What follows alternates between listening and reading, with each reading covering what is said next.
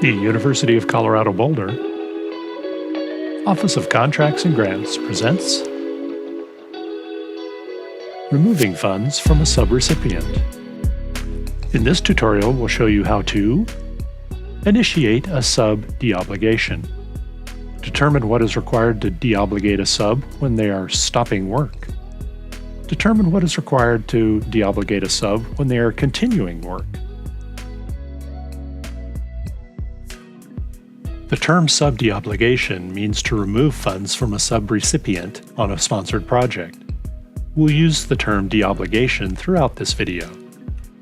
To initiate a sub deobligation, the PI or department administrator must first contact their department's assigned OCG subcontract officer.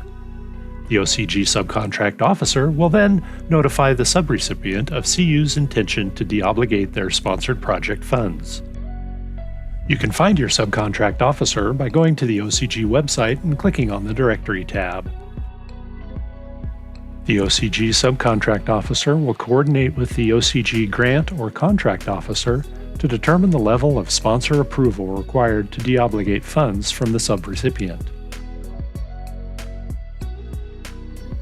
Before the sub deobligation can occur, a contractual modification to the existing award agreement must be agreed upon between both parties, CU and the subrecipient. In this part of the tutorial, we'll list what is needed from the PI and/or the department administrator in various sub deobligation scenarios. If you're deobligating a sub to stop work, the following is required. Use the Standing Purchase Order Subaward SPO markup form on the OCG website. Fill out the form and be sure to include the amount of funds being deobligated and the new period of performance for the sponsored project. Send a separate email to your subcontract officer with the justification or reason for the deobligation. The OCG subcontract officer will issue the contractual deobligation modification to the subrecipient.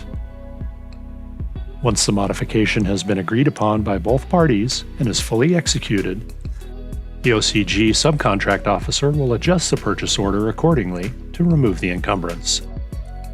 If you're deobligating funds and the subcontractor is continuing their work, the following is required: a revised subrecipient budget, subaward SPO markup form, and the justification or reason for the deobligation.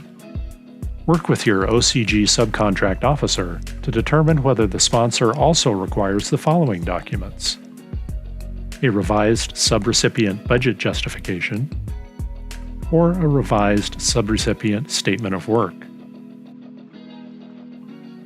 Before removing funds from a subrecipient speed type, all of the requirements needed for the applicable scenario must be completed. Once the requirements have been completed, your OCG subcontract officer will inform the OCG grant or OCG contract officer, and the grant or contract officer will coordinate with the campus controller's office to get the funds moved back into the main account. Thank you for watching Removing Funds from a Subrecipient.